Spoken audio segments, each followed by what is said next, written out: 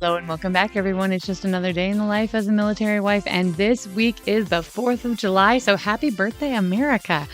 I'm assuming most of my listeners are American, but if you're not, we love our 4th of July in the United States, and I hope that you guys are proud of your national days and celebrate those too.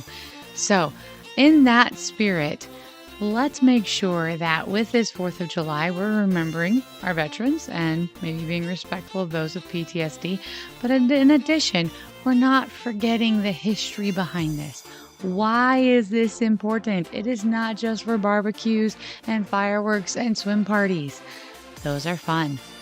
But why do we celebrate the 4th of July? And why is our flag and our national anthem so important? We're going to talk about that today. As always, I'm your host, Sam Wolf, and you're listening to Life of a Military Wife.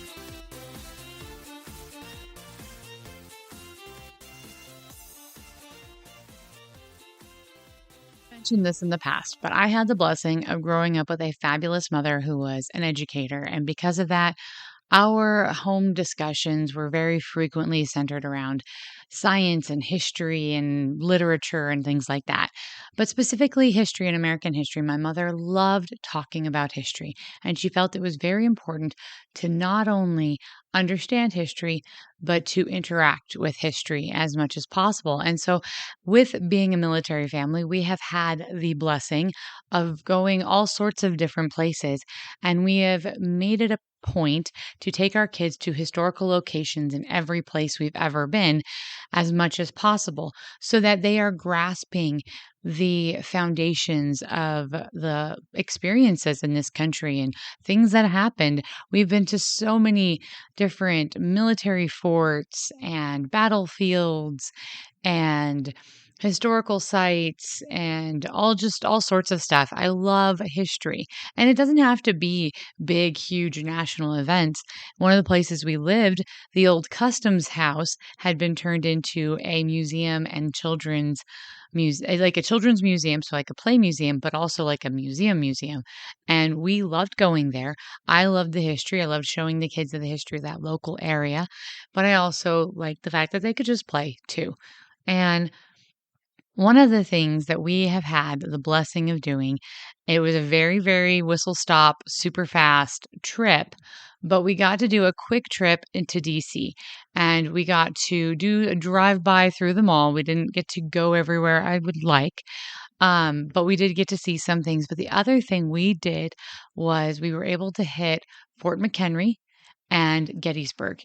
And to me, that was just so fabulous to be able to get that experience, to be able to go there with other military family members and just see that. For me, I had never been there before. Not only were my kids getting to see history, be at Fort McHenry, but I got to be there too. And they still lift a reenactment flag, and my kids got to help hold it.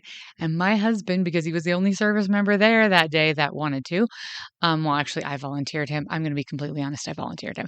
He got to hoist the flag at Fort McHenry. And as we get into today's episode, you're going to understand why that just meant so much to me. Now, I've had the blessing of also being able to tour Princeton with a history professor, and he pointed out the cannonball craters on the different buildings. So that was fascinating for me at the time. I found out later I had an ancestor who was there.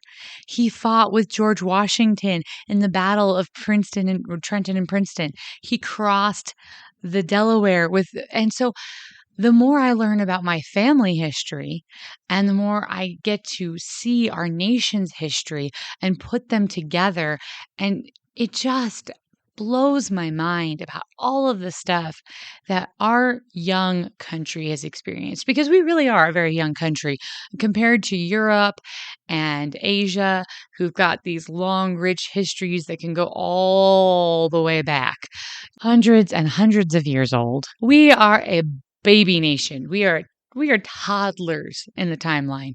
But even with that baby nation status in our historical length of time, we have had some very powerful things happen in this country, things that really did impact the world. And all the way from the shot heard around the world in Lexington, all the way to Pearl Harbor, the Twin Towers, we have Kennedy assassination. There are so many things. The stock market crash, Titanic, all of these things impacted not only the United States, but impacted the world. So the more we can envelop ourselves and introduce our children to the rich, incredible history that we have in this country. I mean, come on, first in flight. We got the Wright brothers. It's just all of the incredible, amazing people and all the things they did. Sacagawea, dude, that woman was fabulous. But anyway, I digress. I love history. I've always loved history, and I really attribute that largely to my mother and her love of history. But I have also tried to give my kids, my mom couldn't take us as a school teacher. She just didn't have the ability to take us to all of these places. And so I have tried to use the craziness of military life, which means we are moving all the time and we've lived in lots of places, to travel and visit and enrich my kids in these historical opportunities that they have so that they can get a feel from where they came from and what this country has gone through and overcome and solved and worked through, because we have had our growing pains. I'm going to lay it down straight. The U.S. has had rough patches and we have had growing pains and we've had crazy moments, but we work through them. And that's part of the American spirit. We may not always agree, but on the whole, we do try to work through our differences. That's my personal take on history. Let's get into this week's episode. Because of that experience at Fort McHenry, I started looking up just different things because I was thinking about it and talking to my kids about it. There's an amazing radio program called Adventures in Odyssey, and they have a whole episode on it. And was listening to that with my kids, and that just got the conversation going. And because they had went when they were rather young, not all of them remembered going to Fort McHenry and that whole experience. So we pulled out some pictures and we talked about the history, but that got me digging into it more. And there were things that I had heard and I wondered if they were true. And there were things that I wanted to verify and stuff. And so I started digging. I love digging into history. I like researching. Y'all know I'm a reader. So went in and started looking at different factors. And it turns out the story I'd always heard was accurate.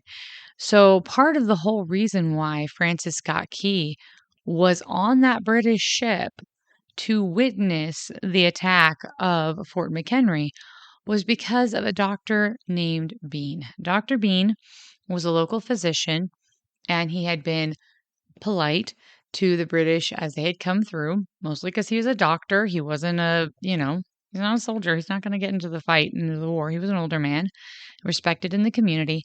Well, on the way back, the British actually arrested him and took him captive because they didn't like some things he had done. They felt like he had taken sides. Well, of course he's going to take sides. He's an American. Come on. But anyway, the other thing that the British had been doing is they had been impressing soldiers. Part of the reason why the whole war started sailors, impressing sailors. So impressment gangs were gangs of people they would capture U.S. vessels and imprison U.S. merchant marines and force them to fight for the British Navy against Napoleon. This was during the Napoleonic Wars, and I think we forget that sometimes. And so the US got sick of that. We got hardcore sick of that. And that was a huge bone of contention during the War of 1812 was that the British felt they could just, kidnap American citizens and force them to fight for England against Napoleon. We weren't in a war with Napoleon. In fact, we bought land from Napoleon. So it was not our battle.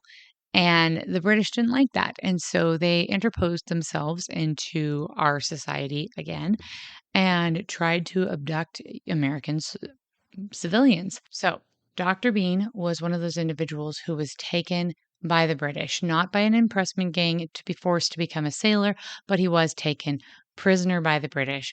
And when the news spread around, an individual lawyer named Francis Scott Key found out, and he went to President Madison and got permission to negotiate for the freedom and release of Dr. Bean and potentially other prisoners. That part of the history that I looked up was vague. So, as a part of this, there was a professional individual named John Skinner, whose job it was to help with prisoner swaps. And so John Skinner was sent to accompany Francis Scott Key in a truce vessel as it approached the British fleet where Dr. Bean was being held captive. And it came up to Cochrane, who was one of the British commanders or involved of the campaign, the Chesapeake campaign, which was going on. And they approached Cochrane. They began negotiations. They were able to negotiate for Dr. Bean's release. But in the process, they had overheard the plans of the British fleet to attack Fort McHenry and Baltimore, to take Baltimore. And Baltimore was a significant port, still is a significant port, as we know from the news. Anyway, because of that, they were not permitted to leave. So that is why Francis Scott Key and these two other individuals were sitting on the ship to watch the attack on Fort McHenry. Now, Fort McHenry was a significant installation. There were several other smaller forts in the vicinity, but Fort McHenry had a significant artillery battery, and its shape was very defensible. However, regardless of the defensibility of the position, it was not bomb-proof by any means.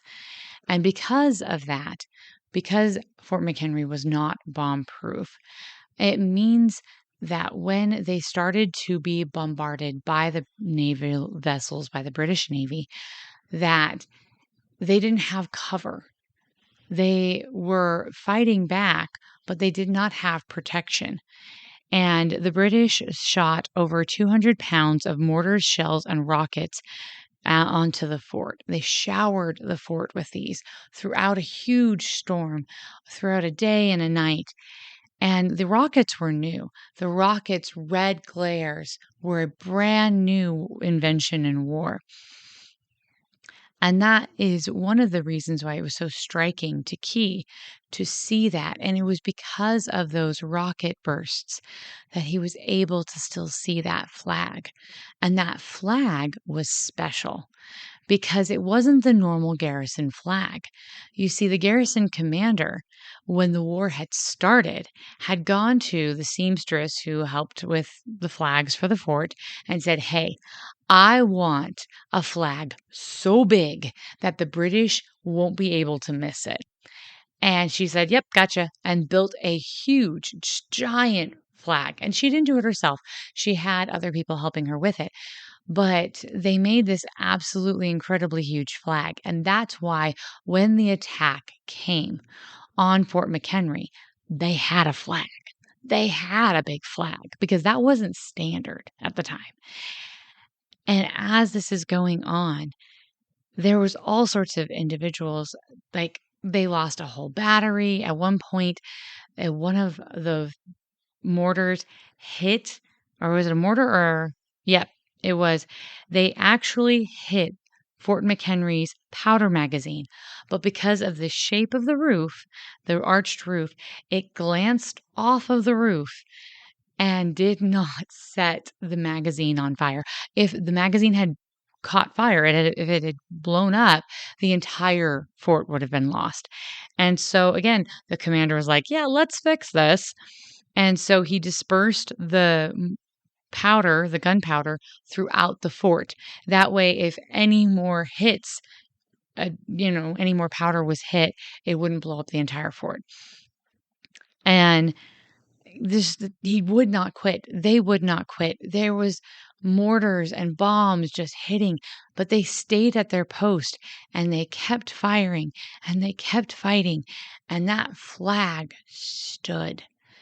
And then when the morning came, now there are some who say that the flag was put up the day before and it went through the whole battle in the storm, the giant flag. There are other accounts that say it was first thing in the morning. Regardless, when morning broke, the flag was still there. And through this whole experience, Francis Scott Key, wondering and worrying about the people of Baltimore. This wasn't exactly his hometown, but it was his home community. It was his area. He knew people in the surrounding area. It hit him so hard. Were they going to stand? Were they going to fall? And he saw the flag by the morning light.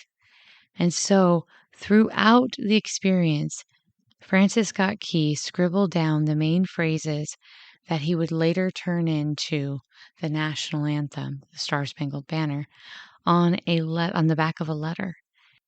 And it was originally called The Defense of Fort McHenry. And it was the account. So he, after this, went to a tavern and sat down and took those notes and wrote out that whole poem because it was so powerful, that experience of watching these men defend their home, these men not give up, and they were outnumbered 6-1, and they stood their ground. They didn't have any overhead protection, and they died by a significant number. Over 60 Americans were killed in the fort. Only one British sailor was killed. But we still won. It didn't matter the odds. We didn't cave. And the pride and the peace and the sense of relief that washed over those observers, Dr. Bean, Francis Scott Key, and John Skinner, I can only imagine. But I know how I felt standing in that fort and watching my kids hold the flag as their father hoisted it in the air. And that was nothing compared to what these people did, what they endured, what they stood their ground for. And that is where we get our national anthem. Now, interestingly enough, and I wasn't aware of this prior, but My Country 'Tis of Thee was technically our national anthem. But in 1931, Congress declared that the Star-Spangled Banner would be our new national anthem. How interesting that just before World War II, it changed, and how profound, how recognizable that song is throughout the world today. It's hard to not hear that song and think of that experience in Fort McHenry. To think of those men who stood their ground against the odds, who gave their lives, who defended their families and their homes, and would not quit. You see, the War of 1812 was one of the first tests of our nation's mettle. It was one of the first opportunities we had to say, here we stand. We will not move. You will not wipe us from this planet. You will not stomp on us and take over our country. And there have been watershed moments like that throughout our country's history.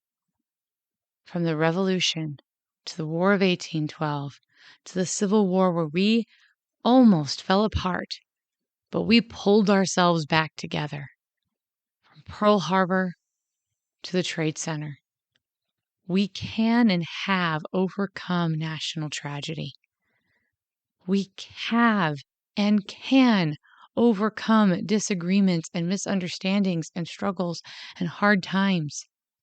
We can, we have, and we are capable of doing that. So, whether you are a member of the U.S.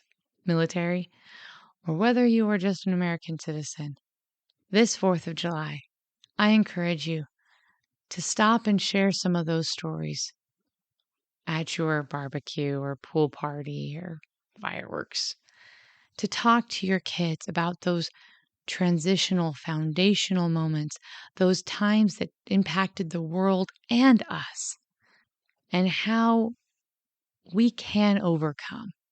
With that, I'm going to wish you all a happy 4th of July. I hope you get to spend it with your loved ones and that you are able to feel the blessings that we have as citizens of this amazing country. I'm going to give you a heads up. I will be taking a few weeks off. Like I said, I will be back the last week of July. Family time is important, and that's where I'm going to be focusing for the next few weeks. I hope you guys have a wonderful summer and you're able to take some opportunities to spend time with family and friends as well. It's important for us to slow down and recognize the blessings and opportunities we have, to appreciate those who are in our lives, and to maintain and strengthen those relationships. And again, if you have comments, questions, input, if you have recommendations on topics, please just let's keep the conversation going. I love to hear from you guys. And contact information for the podcast is in the description, like always. You can contact me through email, Facebook, or X. As we go out and finish our summer up, let's try to be the good we want to see in the world. As always, I'm your host, Sam Wolf, and you're listening to Life of a Military Wife.